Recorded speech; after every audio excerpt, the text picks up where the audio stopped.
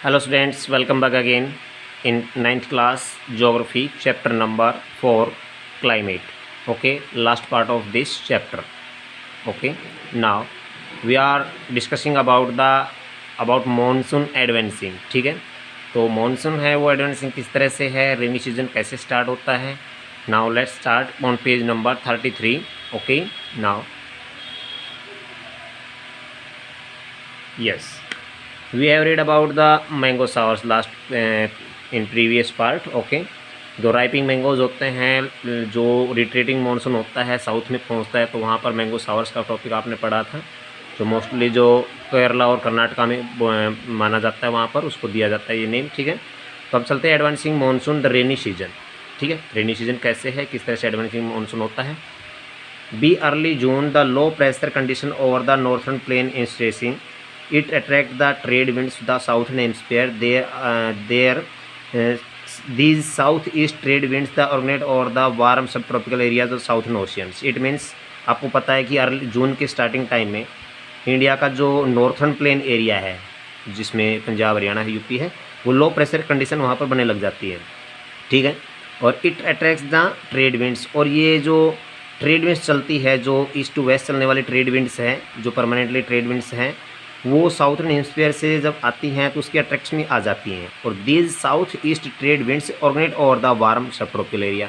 और ये जो साउथ ईस्ट ट्रेड की जो यानी कि जो ट्रेड विंड्स है, साउथ ईस्ट समझ रहे हैं आप अच्छी तरह से, यानी कि बे ऑफ बंगाल की साइड से आने वाली जो ट्रेड विंड हैं, वो अट्रैक्ट में आती हैं. जैसे ही वो आ जाती है, लो प्रेशर के अट्रैक्ट में आती है, तो उस विंड्स के अकॉर्डिंग वो ऑटोमेटिकली वहाँ पर जो साउथर्न ओशन पार्ट एरिया है वो वार्म सबट्रॉपिकल एरिया बन जाता है, वार्म सबट्रॉपिकल एरिया, और उसकी वजह से वो रेनफॉल होनी शुरू हो जाती है.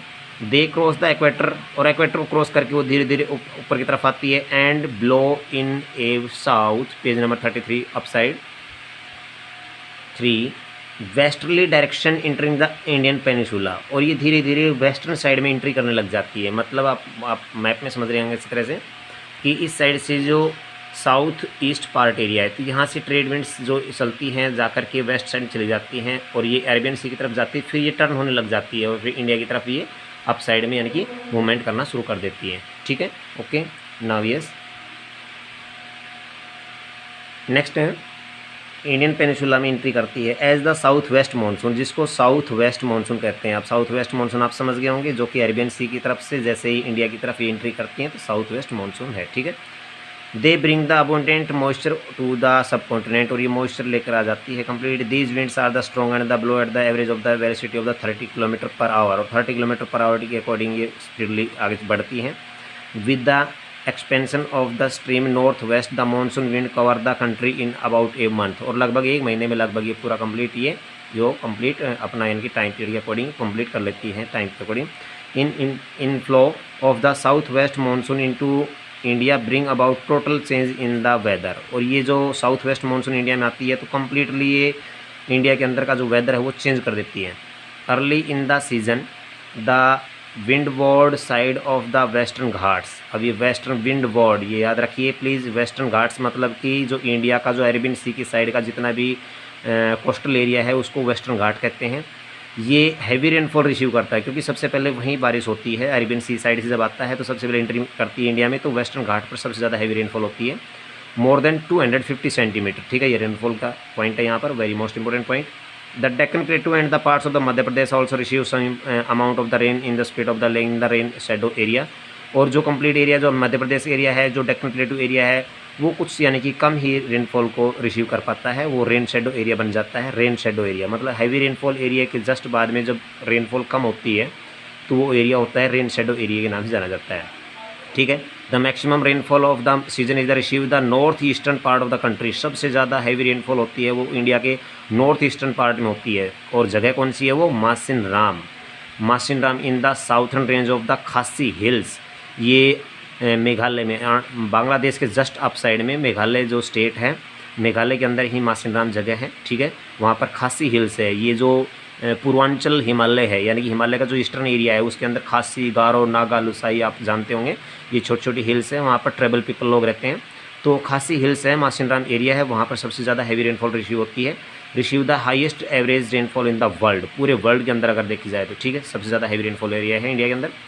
Rainfall in the Ganga valley decreases, और जैसे ये रेनफॉल होती है तो गंगा वैली की तरफ ये डिक्रीज होने लग जाती है, ठीक है। फ्रॉम ईस्ट टू वेस्ट, जैसे आपको पता अच्छी तरह से कि इंडिया के अंदर जैसे ही इस साइड से जो ये मानसून विंड्स हैं यहाँ घूमती हुई इस साइड से जा करके यहाँ जो मासिनराम हम कहेंगे, यहाँ पर शिलोंग लिख रखा है यहाँ पर, और फिर यहाँ से ये इस तरफ यानी कि ईस्ट से वेस्ट की तरफ एंट्री करने लग जाती है मानसून हिमालय की जस्ट डाउन साइड से, ठीक है। तो हमारे यहाँ पर नॉर्थ प्लेन की तरफ पहुँचती है, ठीक है। Next yes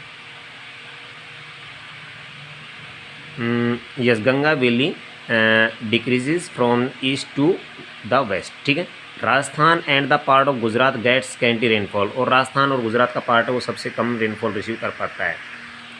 now next yes retreating post monsoon the tradition season, ठीक है। अब ये पोस्ट मानसून कौन सा है, किस तरह का है, कैसे आता है, लास्ट पेज है ये इस 35 पेज पर।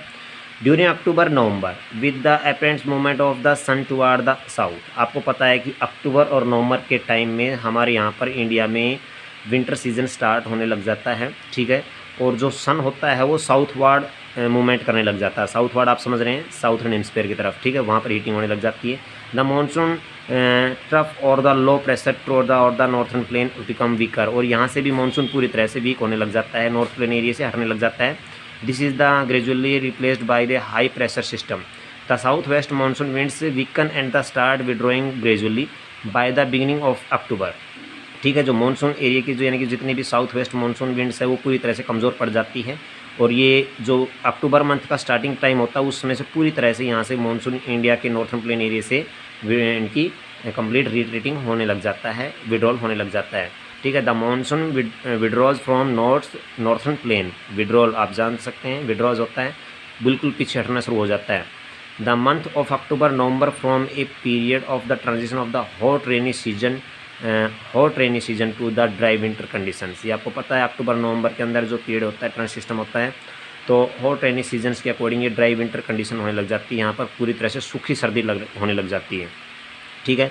तो यहाँ पर कंप्लीट है कि जैसे ही यहाँ से मानसून वापस हटने लग जाता है तो नॉर्थर्न प्लेन एरिया में वहाँ पर जो है ड्राई विंटर कंडीशन शुरू होने लग जाती है। The retreat of the monsoon is marked by the clear sky and the rise in temperature, ठीक है। आपको अच्छी तरह पता है राइज इन टेम्परेचर, ठीक है।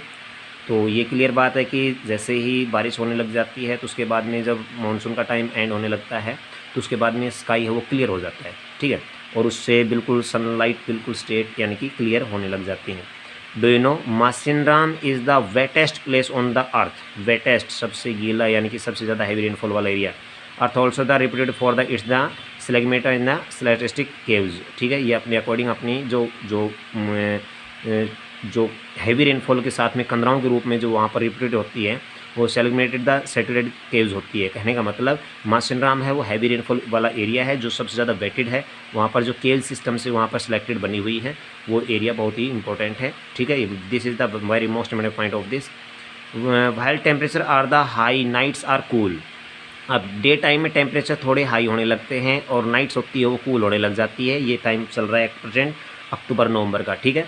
The land is still moist, और जो ज़मीन होती है वो धीरे धीरे नमी को धारण करने लग जाती है, ठीक है, यानी कि नमी लेने लग जाती है। Owing to the conditions of the high temperature and the humidity, ठीक है। हाई टेम्परेचर और ह्यूमिडिटी ऑटोमेटिक दोनों की दोनों मिक्स होती है तो उसकी वजह से ऑटोमेटिकली ह्यूमिडिटी बन जाती है। The weather become rather the operation during the day, this commonly known as the October heat, और इसको अक्टूबर हीट कहा जाता है, यानी कि रेनी सीजन के जस्ट बाद में अक्टूबर मंथ में क्लियर स्काई हो जाता है। क्लियर स्काई होने के बाद में एकदम से सनलाइट होती है वो स्ट्रेट एकदम सनशाइनिंग वाली सीधी अर्थ पर आती है, जिसको जो नीचे अर्थ पर तो क्या है वेटेड पार्ट है, अप साइड से सनलाइट होती है, दोनों के एकदम से टच होने पे अट्रैक्टिव होने पर एकदम से ह्यूमिडिटी सी बन जाती है, और उस ह्यूमिडिटी की वजह से वो एक ऐसा यानी कि एक सिस्टम बन जाता है जिसको मोस्टली उसको अक्टूबर हीट के नाम से जानते हैं कि अक्टूबर हीट आफ्टर रेनी सीजन, ठीक है। जो क्लियर स्काई होने के बाद में जो सनलाइट डायरेक्ट पड़ती है उसको अक्टूबर हीट कहते हैं, क्लियर बात है। In the second half of the October, ठीक है, the mercury begin to fall rapidly in northern India, और आपको पता है कि अक्टूबर के जस्ट बाद में धीरे धीरे जो सनलाइट है वो कम होने लग जाती है, और इंडिया के साउथ पार्ट में धीरे धीरे जो सन है वो खिसकता हुआ साउथर्न हेमिस्फीयर में चला जाता है, और हमारे नॉर्थर्न इंडिया में पूरी तरह से विंटर शुरू होने लग जाती है। द लो प्रेशर कंडीशंस और north western India get the transport the bay of Bengal by the early November, और नवंबर के अर्ली टाइम में वहाँ पर देखा जाए तो नॉर्थ वेस्टर्न इंडिया है वहाँ से पूरी तरह से कम्प्लीटली ये नवंबर के महीने तक कंप्लीट बे ऑफ बंगाल की तरफ से भी पूरी तरह से ट्रांसफर्ड हो जाता है मानसून।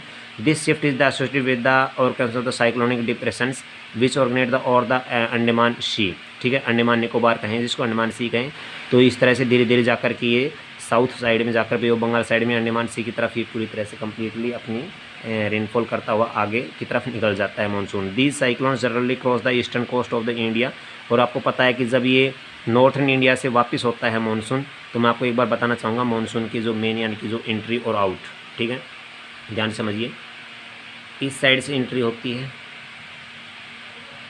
और इस साइड से भी एंट्री होती है, ठीक है, क्योंकि ये 2 ब्रांचेज है, बे ऑफ बंगाल की थी, उधर से ये अरेबियन सी वाली यहाँ से जाती हुई ये कंप्लीट इधर गई, यहाँ से टर्न होकर के कंप्लीट नॉर्थन प्लेन एरिया की तरफ इस एरिया में हैवी रेनफॉल करती है, यानी कि हैवी रेनफॉल तो पीछे बैक साइड में हो जाती है, बट यहाँ तक आगे आगे जैसे मानसून चलता है तो ये बिल्कुल वीक होने लग जाता है, कमज़ोर पड़ जाता है, और इस एरिया में आकर के कंप्लीट यानी कि मीडियम रेनफॉल होने लग जाती है। फिर यहाँ से कम्प्लीटली ये आगे तक बढ़ करके विड्रॉल होने लग जाता है। विड्रॉल होते हुए यहाँ पर कंप्लीट ये इस साइड में जाता हुआ कंप्लीट इस साइड में यहाँ से आता हुआ फिर ये ईस्टर्न कोस्टल एरिया पर काफ़ी इस पूरे एरिया पर यहाँ पे हैवी रेनफॉल करता हुआ आगे की तरफ बढ़ जाता है, और आगे की तरफ बढ़ता है तो कंप्लीट आपको पता अच्छी तरह से अंडमान निकोबार एरिया आ गया यहाँ पर, ठीक है। इस तरह से मानसून की ये स्पीड होती है, ठीक है। नेक्स्ट ये आगे हैं these cyclonic generally cross the eastern coast of the India cause heavy and the widespread rain, और वहाँ पर काफ़ी हैवी रेनफॉल करता है ईस्टर्न कोस्टल एरिया पर, ठीक है ना। These tropical cyclone are the often very destructive the thickly populated आप समझ रहे हैं काफ़ी ज़्यादा यानी कि पॉपुलेशन वाला area. Deltas of the Godavari river का जो डेल्टा एरिया है आप समझ रहे हैं अच्छी तरह से। गोदावरी रिवर आपको पता है कृष्णा रिवर है जो कि इंडिया के ईस्टर्न कोस्टल एरिया पर वो जाकर के बे ऑफ बंगाल में गिरती है। And the Kaveri frequently struck by the cyclone, और इसके आसपास के कृष्णा गोदावरी और कावेरी रिवर्स के आसपास के एरिया में वहाँ पर भी काफ़ी ज़्यादा यानी कि वहाँ पर साइक्लोन अट्रैक्टिव हो जाते हैं, साइक्लोन बनते हैं।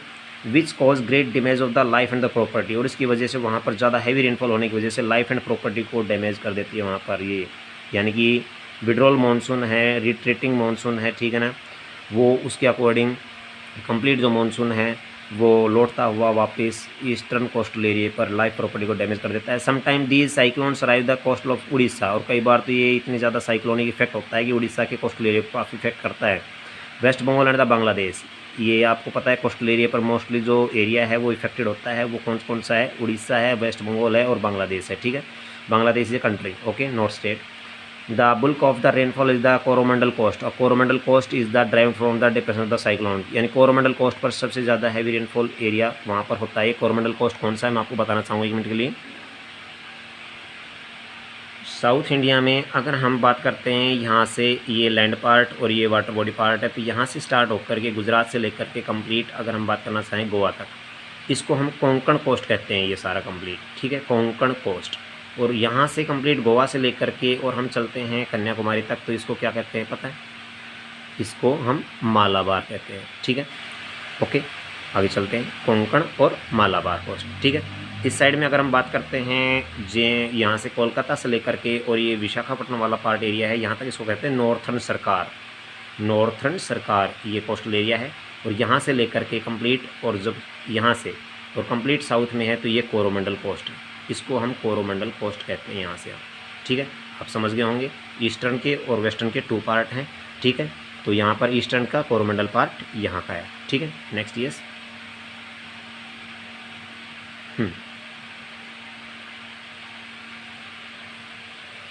हम पढ़ रहे थे अभी which cause the damage of the life property हो गया, बांग्लादेश कोरोमंडल कोस्ट ही हो गया कंप्लीट। यहाँ पर हम चलेंगे अब डिस्ट्रीब्यूशन ऑफ द रेनफॉल। अब ये रेनफॉल कहाँ कम कहाँ ज़्यादा होती है इस टॉपिक को हम पढ़ लेते हैं। Now part of western coast आप समझ गए अच्छी तरह से, जहाँ पर मैंने कोंकण और मालाबार कहा है आप समझ रहे अच्छी तरह से। And the north eastern India receive over about 400 centimetre rainfall annually, साल भर में 400 सेंटीमीटर रेनफॉल रिसीव करने वाला पार्ट कौन सा है, वेस्टर्न कोस्टल एरिया और नॉर्थ ईस्टर्न, ठीक है, नॉर्थ ईस्टर्न इंडिया। ये एवरेज निकाली जाती है, कहीं कम कहीं ज़्यादा, तो एवरेज ये है 400 centimetre. Rain fall always show in centimetre. ठीक है। However it is the less than 60 centimetre western Rajasthan का अगर हम एरिया अगर चेक करें तो ईयरली वहाँ पर एनुअल रेनफॉल होती है ओनली 60 सेंटीमीटर होती है, ठीक है। Adjoining part of the Gujarat, Haryana, Punjab, ठीक है। उसके साथ साथ राजस्थान के साथ साथ में गुजरात का, हरियाणा का और पंजाब का भी पार्ट आता है, जिसमें ओनली एनुअल रेनफॉल है वो 60 सेंटीमीटर होती है। लास्ट एंड फाइनल एवरेज निकाली जाती है, ठीक है। आप समझ गए होंगे अच्छी तरह से कि राजस्थान के साथ साथ हरियाणा और पंजाब का एरिया और गुजरात का एरिया है, ये मोस्टली जो स्टेट हैं इसके अंदर ओनली जो कि नॉर्थ वेस्टर्न एरिया है इसके अंदर 60% यानी 60 सेंटीमीटर ही रेनफॉल रिसीव होती है। Rainfall is the unequally low in the interior of the Deccan plateau. Deccan plateau पर भी रेनफॉल होती है वो इक्वल नहीं है, ठीक है, वो बिल्कुल अलग अलग हैं। And the east of the Sahyadri area है, जो कहने का मतलब जो कि पूरी तरह से जो गुजरात और एमपी का जो पार्ट एरिया है। Why do these region receive the low rainfall? आपको पता है कि रेन शेडो एरिया बन जाता है, उसकी वजह से ऐसा होता है, ठीक है। A third area of the low precipitation is around the lake Ladakh JNK, ठीक है। सबसे कम वाले एरिया की बात की जा रही है, तो सबसे कम रेनफॉल एरिया है आपको पता अच्छी तरह से। तो सबसे ज़्यादा हैवी रेनफॉल एरिया तो मोस्टली हम कह सकते हैं कि ये होता है 400 सेंटीमीटर वाला। फिर हम राजस्थान की, हरियाणा की, पंजाब की, यूपी की अगर बात कर रहे थे तो इस एरिया के अंदर जो होती है मोस्टली वो 60 सेंटीमीटर होती है। फिर उसके बाद थर्ड पार्ट पर सबसे कम होने वाली जो होती थी, कहने का मतलब उसमें डेक्कन प्लेटू में और सह्याद्री के एरिया को लेते हुए उससे आगे चलता है कि जो लेह लद्दाख है, जम्मू कश्मीर है, उसके अंदर भी वहाँ पर रेनफॉल सबसे कम होती है, क्योंकि आपको पता है वहाँ स्नोफॉलिंग होती है, रेनफॉल नहीं होती है। The rest of country receive moderate rainfall. In areas को छोड़कर बाकी पूरा ऑल इंडिया है उसमें लगभग मॉडरेट रेनफॉल होती है, ओनली मॉडरेट रेनफॉल, ठीक है, very important. Snowfall is the restricted the Himalayan region, यानी कि स्नोफॉल होती है वो मोस्टली हिमालय रीजन में होती है, वहाँ पर रेनफॉल नहीं होती है। Owing to the nature of monsoon the annual rainfall is highly variable for year to year. साल भर अलग अलग होती है, ज़रूरी नहीं कि ये फिक्स है, हर साल कभी कम कभी ज़्यादा ही होती रहती है, ठीक है, कभी कम कभी ज़्यादा के अकॉर्डिंग उसमें एवरेज निकाली जाती है। Variable the high the region of the low rainfall is the Rajasthan, Gujarat and the leeward अभी मैंने आपको बताया था, लीवाड़ जो यानी कि जो रेनफॉल शेडो एरिया और वेस्टर्न घाट्स। मोस्टली इसमें अगर हम बात करें जाए तो लो रेनफॉल होता है, वो हम पढ़ चुके हैं पहले भी, राजस्थान, गुजरात, ठीक है, और leeward of the western Ghats. As such the while the high rainfall are liable to the affected the by flood. और जब कभी हैवी रेनफॉल होती है, हाई रेनफॉल होती है, तो आपको पता है कि उसकी वजह से फ्लड ऑर्गेनाइज होती है। और low rainfall are the drought prone, और जो जहाँ कम बारिश होगी तो सीधी सी बात है वहाँ पर क्या होगा, अकाल पड़ेगा, सूखा पड़ेगा, ठीक है।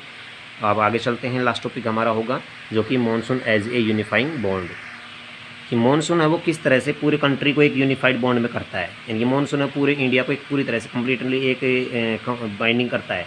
You have already known the way of the Himalayan protect the subcontinent from the extremely cold winds from the central Asia. आपको पता है कि पूरे इंडिया के अंदर जो कोल्ड विंड्स चलती है वो सेंट्रल एशिया की तरफ चलती है, जिसको साइबेरिया कहते हैं।